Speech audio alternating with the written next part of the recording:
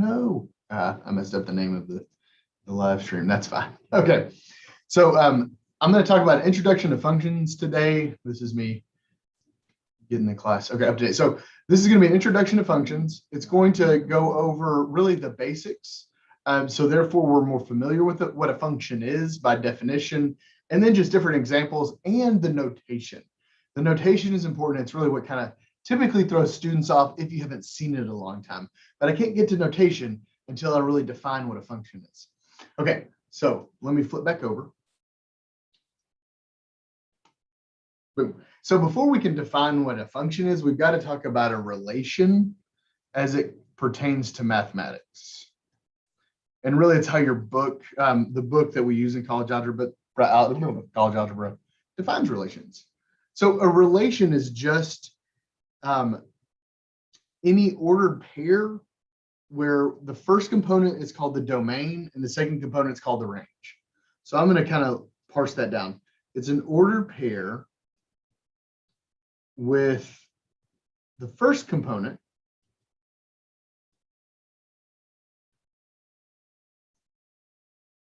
is the domain, and the second is the range.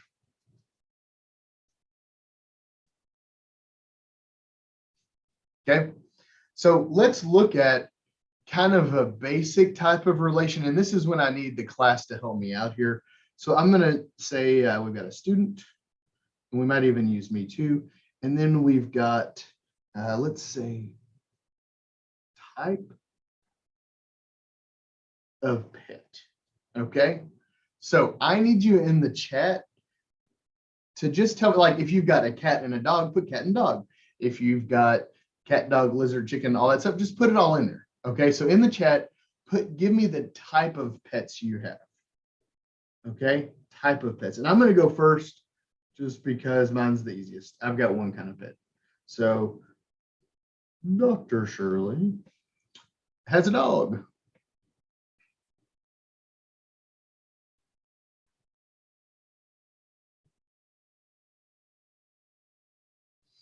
Okay, perfect. Yeah. Keep, hopefully the other four are with us because we need some more input. Three dogs and 5 cats. Perfect. Okay, so I'm gonna so this is the relation as you guys are kind of filling this in. The relation is, look, Dr. Shirley, actually I'm gonna put the dot over here,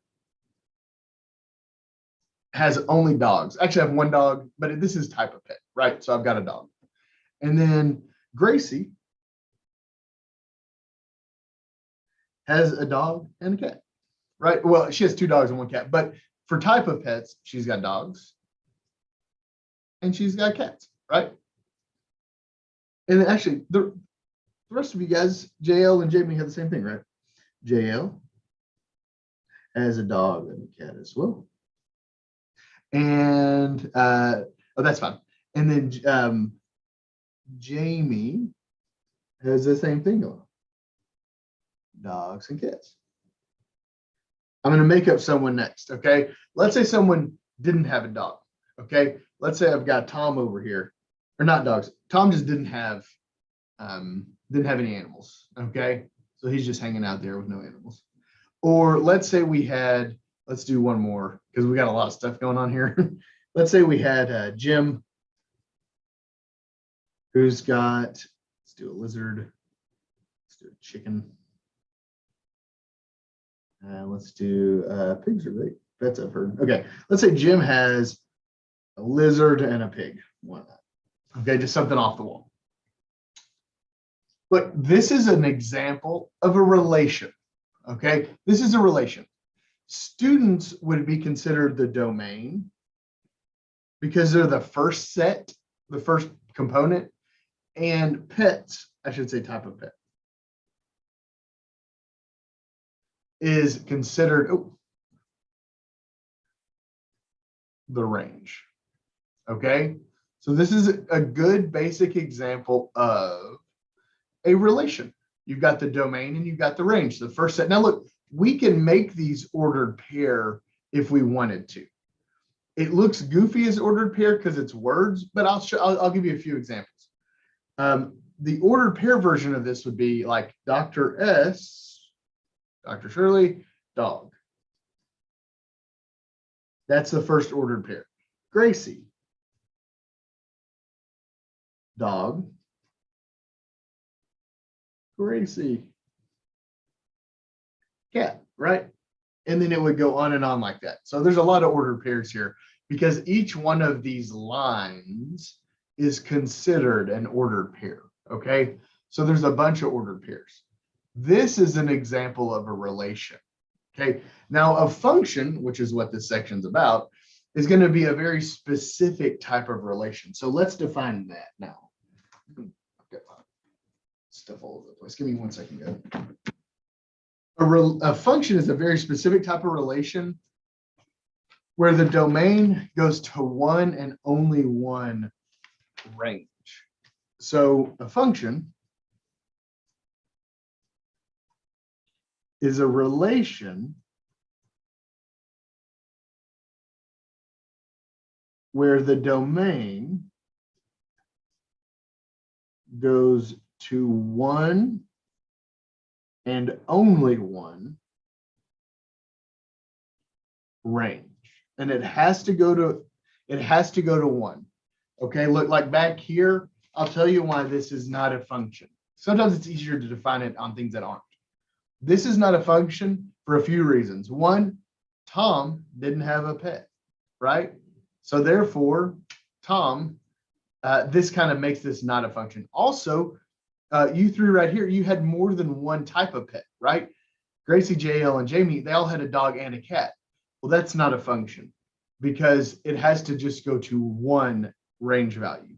So this example just isn't a function example, and that's fine, okay? Not a function example.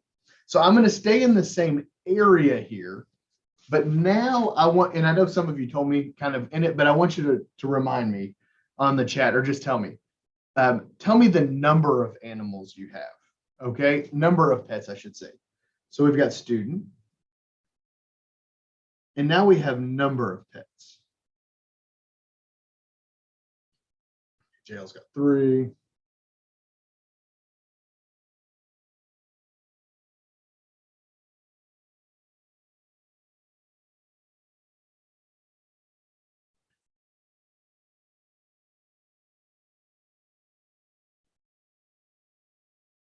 Dawson's got 3. I mean, Jamie, I know Jamie's got 8, right? 3 dogs, 5 cats, 8. And then 3 dogs, 1 cat, so it's 4. Okay, great. So, oh, Jenna, great, Jenna. You got none. This will help me out. Okay, so we've got Dr. S. We've got, hold on here, JL. We've got Grayson. I might run out of room in my bubble. Dawson. And then I've got Jenna. I think I've got Jamie down there. Jamie's got 3 and 5. Yeah, Jamie. Okay. Okay, so let's do these. Now I'm going to start at 0. I got 1, 2, 3, 4, 5, 6, 7, 8. I could go forever over here, right? Now, remember, this first group's my domain, and the second group's my range. It's okay that we're not going to use outputs in the range. But notice now, like I've got 1 pet, Zoe. She's old and crotchety. She's a Westie. I don't know if we've talked about her, but she doesn't like other dogs now. And she just wants to nap all day. Okay, that's Zoe. So I've got one pet. JL has 3 pets. Now notice this is a function. Each one of us is going to go to one of these options, right? Gracie has 4, right? 3 dogs, 1 cat. Yeah, 4. Gracie's got 4. Dawson has 3, just like JL. Right? It's okay that they shared that. Jenna's got none. Up here. That's okay. Now, 0 is one of the options, right? It's not that, for this example, 0 is one of the options. It's not type of pet. Jenna would not have a type of pet, right? She wouldn't have an arrow in the last example. But in this one, the number of pets, she has 1 because it's 0. And then lastly, Jamie has 8. Lots of pet food. Okay. Now notice this fits the rule for functions. It's a relation where the domain, all of these domain values, tons of it, go to one and only one range value. If I wrote these as coordinates, it would be like Dr. S, comma, 1, right? JL, comma, 3. Gracie. Is it 4, Gracie? Yeah, comma, 4, dot, dot, dot, dot, dot. You guys would all have your own coordinate, right? You would all have your own coordinates. So this is an example of a function. Now, this is kind of using the bubble notation, but also the coordinate notation. Okay. Questions about this?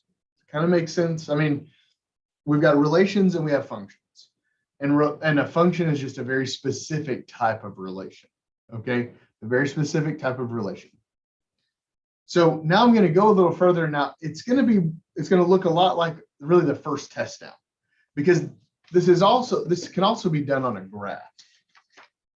So we can do this with coordinates, with the actual ordered pair. And we talk about them with coordinates, we've got to really think of just numbers. Like if I gave you a set of coordinates here. So just a quick review on graphing, and we'll kind of show this with a graph and with ordered pair. If I had 2, 3, let's say -1, 4, 0, -2, and let's do one more. Let's say 4, 1. Why not? Okay, so let's graph these real fast, just to show you, just to kind of remember how to graph them. So we haven't done this in a few weeks. So this goes from 4 to -1. Okay, so -1, 1, 2, 3, 4. And it goes up to 4 and then down to -2. 3, 4, 1, 2. Okay, so let's graph these. So this first coordinate, 2, 3, 2, 3 would be right there, right? The second coordinate, -4, 1, or yeah, -1, 4, I'm sorry, would be right there. 0, -2. Now remember, the 0 means it's on an axis. It's going to be on the y-axis because x is 0. 0, -2 is right there. And then 4, 1 is over here. Okay. Now notice, I can ask you if this is a function or not. And think about it. Now, the way we just went over this, if we think of these as bubbles, your domain is actually your x values. And your range is your y values. So look, 2 goes to 3. So the x value of 2 goes to 3. Okay. -1 goes to 4. 0 goes to -2. And 4 goes to +1. It's okay that these aren't in order. 0 goes to 1. Now, would you define this as a function? Why?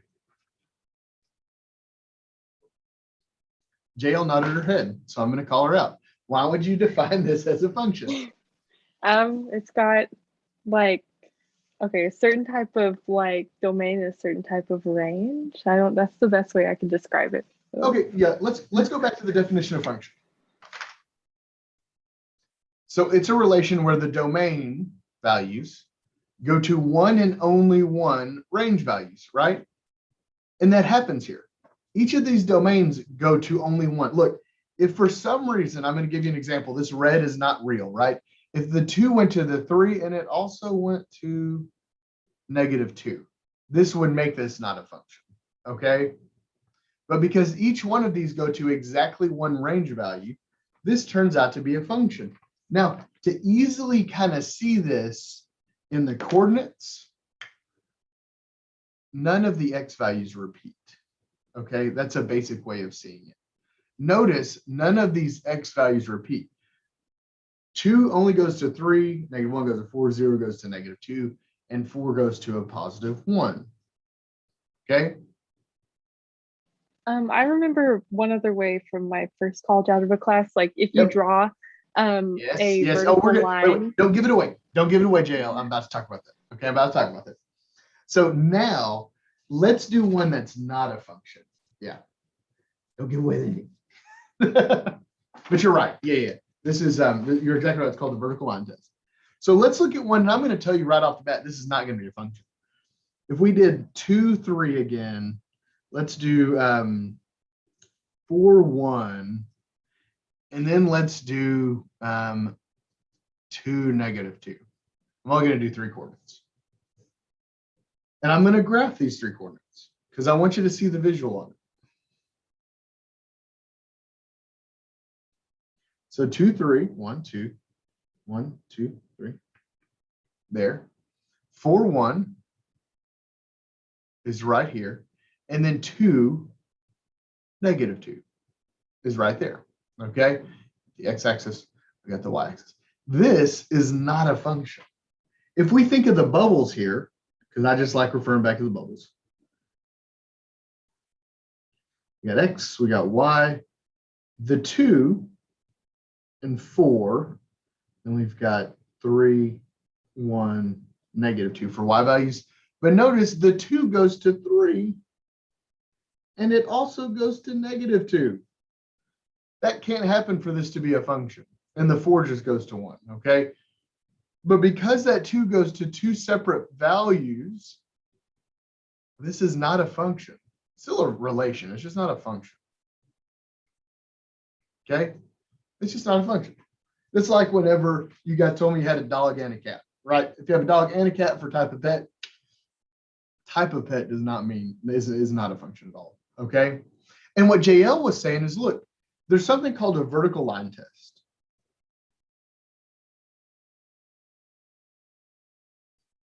And if you can draw any vertical line on your graph and it goes through more than one coordinate, it's not a function. Okay?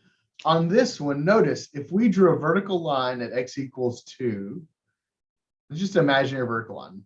Okay? Notice it crosses 2 coordinates. This means this is not a function. Okay? Not a function. And I'm going to switch back to the other graph.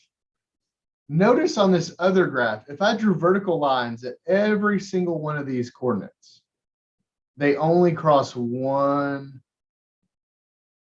coordinate, right? It doesn't cross more than once. So every single one of these vertical lines on the coordinates, they only cross once. So therefore, or the vertical lines, I should say, only cross 1 coordinate. So therefore, that's another way to check to see if it's a function or not. Okay, it's another way to check to see if it's a function. Okay. Great. So not a function because the x's repeat. I'll tell you, the y's can repeat as much as they want. Let me give you a really kind of outlandish example. If we had like 3, 1, 2, 1, 0, 1, -1, 1. Okay. This is considered a function because none of the x's repeat. The y's can repeat the whole time. If we do the little bubble chart thing, this goes from what? 3, 2, 0, -1. But it only goes to 1 on the y's, right? So it looks kind of goofy because they're all going to 1 value. But notice it still follows the definition.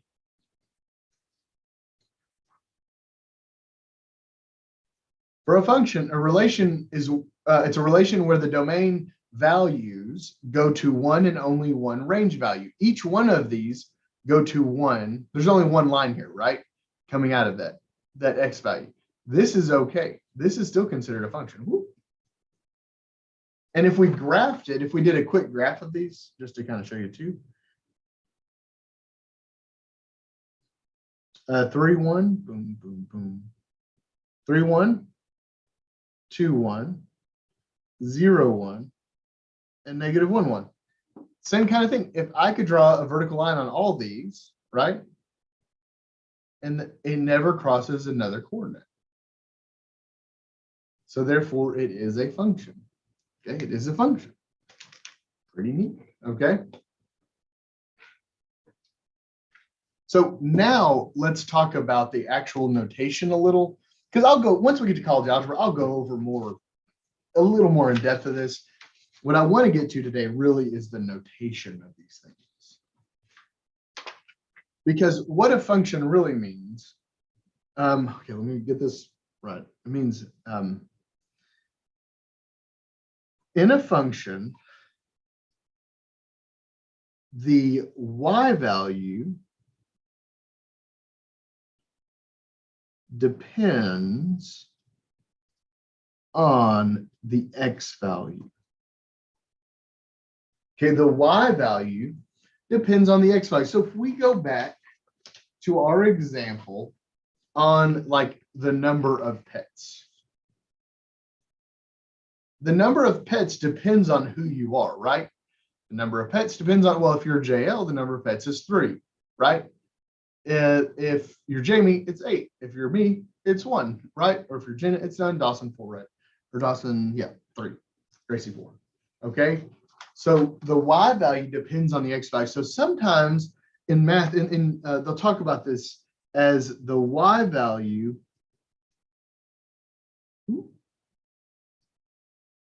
is the dependent variable, and the x value is considered the independent variable.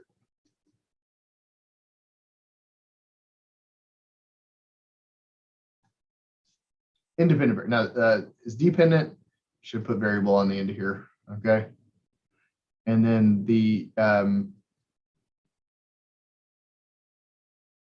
and the x value is the independent variable, okay? Now, what does that mean for us? Well, what it means is actually that we can write these in a different way. And you've probably seen this. I hope you've seen this. If not, it's okay. I'm going over it. That's why I'm going over it. Okay. So this is called function notation. Function notation writes the y value by itself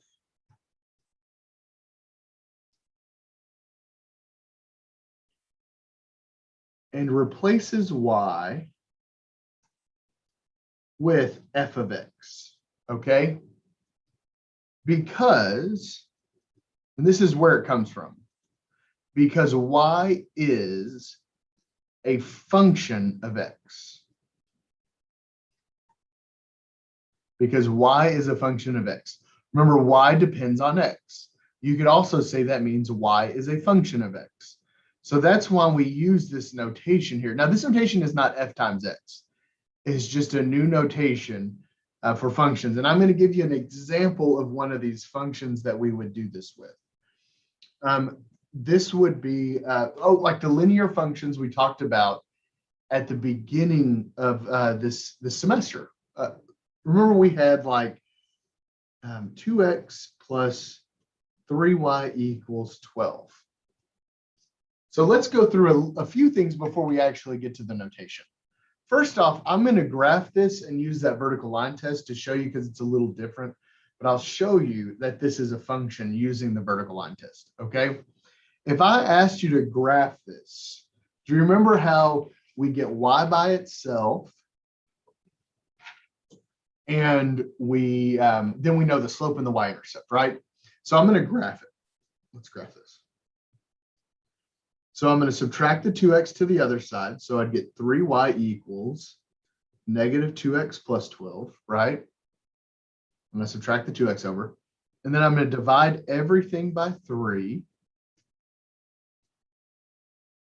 And I get y equals negative 2/3 x plus 4. This was chapter, gosh, what chapter was that? 3 or 4? It's been a few days. 3. It was chapter 3. Chapter 3 stuff from week 1. Now, when I ask you to graph this, you would remember we start with the y-intercept, so positive 4. 1, 2, 3, 4. And then the slope tells us to go down 2 and over 3. Okay, so let's go. Starting at the y-intercept, we're going to go down 2 over 3, down 2 over 3. And we had this nice line here. We had this nice line. Now, this is a visual representation of our equation, right? You got this equation, visual representation where x is the horizontal axis and y is the vertical axis. Now notice this passes the vertical line test as well. If we drew a vertical line anywhere on our graph, we're only going to go through our line once. Okay, we'll do a more connected line that's not a function here in a minute. But for now, I want you to realize this is a function. If you draw any line or you draw any vertical line on it, it's only going to go through once. So because we have a function, so this is a function. Yay, it's a function. Now we can write our equation in function notation, okay? We can write our equation in function notation. We solve for y, right? We got to solve for y, and we did that. And now we can say f of x equals negative 2/3 x plus 4. Okay, f of x equals negative 2x plus 4. That is function notation. And now look, guys, this is not f times x. It is purely a function notation. Okay, it's purely a notation. I'm going to show you what it means actually and why we use it. What's nice about using this notation, and I'm going to use that equation there. What's nice about it is it can give us the x and the y value in the equation. So if I gave you an x value, let's say I wanted you to find where this line crossed, which we know it already, but let's say I wanted you to find where this line crossed the y-axis. You know that means we need to plug 0 in for x. So we would want f of 0, right? Because the x value is 0. So it'd be negative 2/3 times 0 plus 4. So f of 0, now this goes away, anything times 0 is 0, right? So f of 0 just equals 4. So even though this is an equation, I actually know the coordinate here because x is 0. It tells us that in the notation. And we know this whole thing means y. So the y value is 4. Okay. It's a nice notation in that sense where it can give us the coordinate inside the equation. So we don't have to do kind of back and forth stuff. So if we look at another example, let's say I want to know, well, what's f of, let's do one that I know will work out nice. Let's say f of 6. What's f of 6? Well, I've got to refer back to my equation. That 6 means that the x value is 6. So negative 2/3 times 6 plus 4. Well, remember, if you multiply a fraction by an integer, you just multiply the tops. So negative 12 over 3 plus 4. Negative 4. Hey, this turns out to be the other intercept, right? I didn't know that would happen. I just randomly chose a number. But it turns out to be our other intercept. When x equals 6, f of 6 equals 0. Okay? So now the coordinate would be 6, 0, which we know is our x-intercept right there. Turns out that coordinate right there is 6, 0. Kind of neat, okay? Kind of neat. And I'm running out of room over here, okay? But this is the basics of function notation. We're going to go more into it, and I'm not going to give you homework. I just wanted to kind of introduce you to this notation. We're going to talk a lot more about it in college algebra. But a lot of times students, when they get to college algebra, if they've just never seen it, and when I'll go over this, it almost looks exactly the same when I go over it. College algebra, I just go more in depth, okay? And so you don't have to worry about it. Don't freak out. Don't stress out. If you want some homework because you're like, this is kind of interesting. I believe it's in your book. It's in chapter 6. Hold on. Give me 1 second. Because I know I stumbled upon it in chapter 6.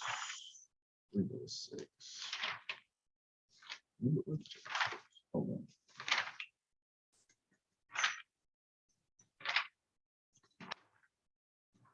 Your book did this whole section on like simple. Hold on.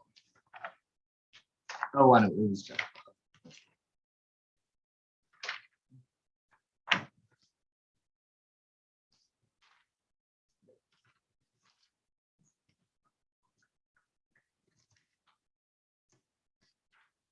Well, it's not. Huh.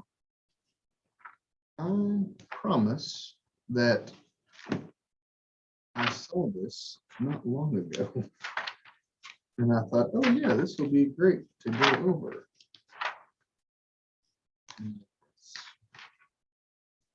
Online. Weird. That is weird.